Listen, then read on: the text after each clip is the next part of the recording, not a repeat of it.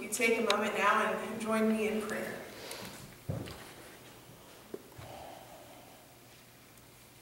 Loving and gracious God, may the words of my mouth and the meditations of each of our hearts be pleasing and acceptable in your sight, O Lord, our rock and our redeemer. Amen. Well, as Donna gave you the clue at the beginning, this is a scripture that gets people in trouble from time to time. A lot of preachers have gotten in trouble with scripture like this. But we need to take a look at the differences between Jesus' day and ours to understand what Jesus is dealing with. Plus, we have to take into consideration the situation the Pharisees were placing him in. So first, the passage on divorce is not necessarily what we mean by divorce in our day.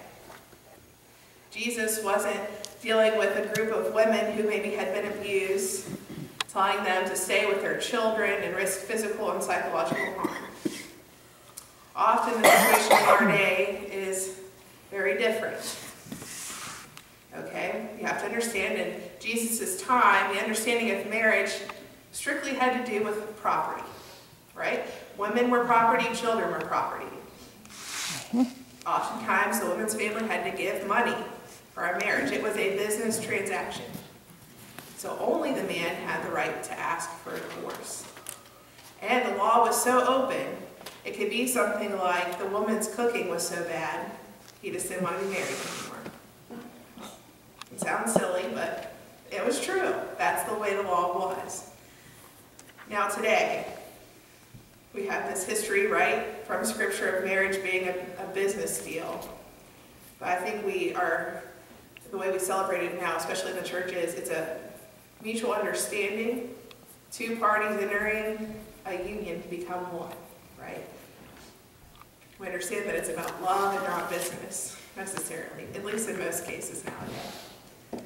So that's one of the differences you have to understand, and why the legal structure has obviously changed to allow both parties now to be able to advocate if and when a divorce is needed. So that's a little bit of the differences between divorce then and now. But then let's talk about the Pharisees. The Pharisees in today's gospel are questioning Jesus about divorce, not because they wanted to learn from him. They already knew the legal answer. They wanted to test him. They wanted to trip him up, embarrass him, set him up. So they asked him a legal question, which Jesus, if you really look in the text, ignores. Jesus, instead, gives a spiritual answer, defending belittled women. In those days, like I said, under Jewish law, only men could initiate divorce. And women, when that did happen, often lived in dire poverty or became prostitutes because it was embarrassing for their family to have to take them back in. I'm not saying those differences between then and now meant that there weren't good marriages in biblical times, because there were. However, many of those biblical marriages that we want to talk about from the scenario that we're reading from this morning lacked an awareness that marriage has a component of spiritual identity, not property, right? So Jesus bysteps the law and tells them what God intends. The deeper implications here in his response go beyond marriage. In other words, we each have a spiritual identity. Every single one of us. And if we want to stop and think about it, the text where they put disciples and the Pharisees asking him about divorce up against children, we understand that he's dealing with people who are often put aside, right? The question becomes about the spiritual identity of those who get overlooked. And let's be honest. How many times have we found ourselves in life dismissing somebody, or children at that, because of whatever reason, right? I know my own family, sometimes we were sent to the children's table, right? Anyone have that experience, or am I alone? Okay, good. So I've got some hands waving. Good. Well, we need to look at the role of children, just like we looked at marriage for a moment. we can understand the role of children by asking this question. Why do we have children? Anyone know the answer to that? Oh, so you're shaking your head. Well, there's 3 common answers that one pastor found to be true among most people when you ask. One is this: we had children to populate the earth. And he said this comes from a generation that had to have large families in order to make life work. And so they sort of comment that, in this scenario, it's no longer necessary for most people to have multiple children in order to populate the earth to keep their part of the land going. And then he said the other response is this: we had children so that we would be less lonely. Right? They thought there would be some kind of love or meaningful thing there. And he says, yes, there's love, but it doesn't take away the loneliness. He comments, most parents find out it means to be a parent for 24 hours a day when they go with that first child. There's no stopping, and you often find yourself sleep deprived and in great need of adult conversation, right? And then they say you finally break free from that stage, and you have this time period where you have hopes and dreams for the future. But with that comes children fulfilling hopes and dreams of their own or of their families. Oftentimes it means the children leaving, which means you're what? Lonely. Lonely again. And then the last response they often encounter, he said, is this one: we had children because they gave meaning to life. Now the pastor here really doesn't like this one. Not me, the pastor that I'm quoting. He says that viewed like this, children become like a possession, like a Rolex or a BMW. Treat children as things and they'll grow up with no sense of self-worth or value.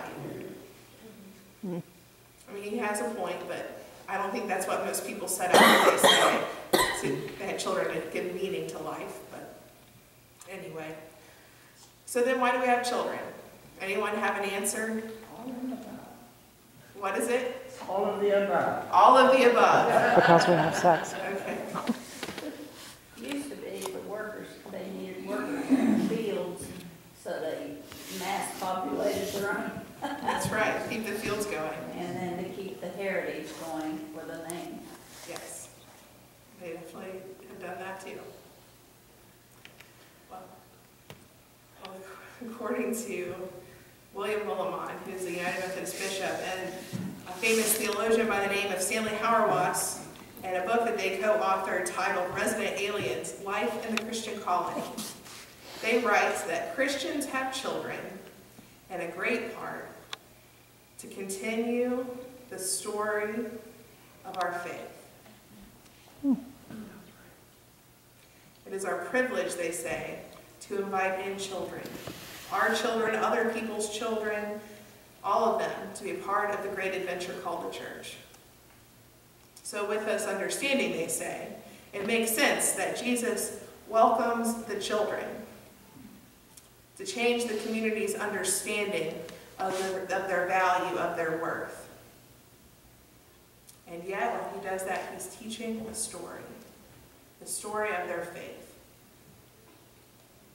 Passing down story is a pretty great reason for Christians to have children. It doesn't mean it doesn't come with frustrations, but it reminds us of whose we are, our own spiritual identity. By telling and living the story, we invite and enable children to come to Jesus. It's a great privilege we've been given to tell the story. And it's an even greater privilege to enable the children to learn it and to tell it for themselves. The children's point of view when it comes to faith often helps us maintain the awe and mystery that our faith contains. Anyone here ever have a child just blow you away with a story from our faith? I've had that happen. I shared with the women's group yesterday at Crossroads that I have a dear friend from seminary who, when we started school together, her oldest child was 4 months old. And for whatever reason, he and I formed a special bond. When he was a baby, he wouldn't let other people hold him, but he'd let me hold him. And I used to babysit for them quite frequently, and even now that we're not together, We still talk, and he FaceTimes me from time to time. But one Christmas, he called me and said, "Aunt Lala, I need to know, why did God use a star to tell the world about Jesus?" Anyone here have an answer for that one? No? I said, well, I really don't know, but that's what God wanted, and so God did it, and the whole world found out. Yes, but why? And I said, have you asked your parents? I mean, we were classmates together, so they have just as much training as I do. And he said, well, my parents told me to ask you. But what he pointed out to me is this, that sometimes we fail to notice what is in plain sight. I had overlooked the star. It's not that I didn't care or that we don't care about those everyday things. It's just that when you walk by everyday things, it becomes commonplace. Children, though, have some gift that they offer us. They help us see with new eyes and with open ears. Their experience enhances our faith. Like I said, though, I'm not saying that children are perfect, right? Children, I'm sure, can be difficult at times. I know Joel had been difficult occasionally with his family. If you ask certain people, they leave fingerprints where they're not welcome. They spill drinks. They sneak food or drinks in the bedroom and spill it on the carpet. Get crumbs places. I know at times we were loud and noisy and disrespectful to our parents, and that we faced punishment for such things. But at the same time, children can also be angelic. They can be reverent. Our job is to help the children hear the story no matter where they fall in that spectrum of behaviors or how we may feel about how kids behave. We have to do it because children are oftentimes God's messengers. I read a story about a pastor who had a special child, just like Joel has been for me from time to time in my life. And the story goes like this. Their conference camp was beginning a campaign to raise money because they were going in the hole. And he and other pastors had promoted it, and a 9-year-old girl named Erica came to him after church and said, "I would like to give you a gift for the camp. Could I come by and drop it off after church sometime today?" And he said, "Well, sure, Erica, that'd be fine. You and your mom can come whenever is convenient." And he was expecting to receive a couple dollars at most. But he was shocked that when she arrived, she handed him $100. And he tried everything inside of him to give it back, saying, "No, this is your money, like you don't need to do this." But she had this look, a light, he says, in her eyes, that he knew he had to accept the gift. And her mom said, yes, she has really thought this over and prayed over it, and she wants you to give this money to the camp. Then the mom said, you know how she got $100? She has saved all of her money from her birthday, from Christmas, with the money that she's earned for her good grades and doing her chores. All of that combined made that $100 that she gave. Erica's gift gave that pastor a new understanding of love and giving. He was so touched that the next morning he called the camp administrator and told him about the gift. And that so transformed the camp director that he then called the denominational newspaper and shared Erica's story. And Erica was featured. And other preachers began to call and say how moved they were, and they shared the story with their churches. There is no telling, they said, from that campaign, how much money was generated from that $100 gift. But no matter how much was given, there was no gift as great or as large as what Erica gave. Through her unselfish gift, several people were able to hear the Master's voice.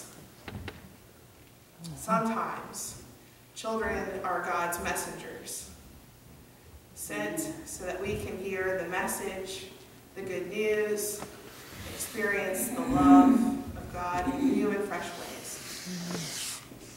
The Good Shepherd laid down his life for all the sheep.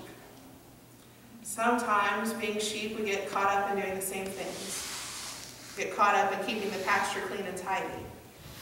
We get so busy that we often somehow miss the shepherd's voice calling us.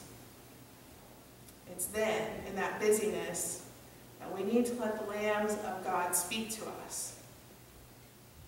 If we listen closely, I guarantee you'll hear the Master's voice, and your life will be forever changed.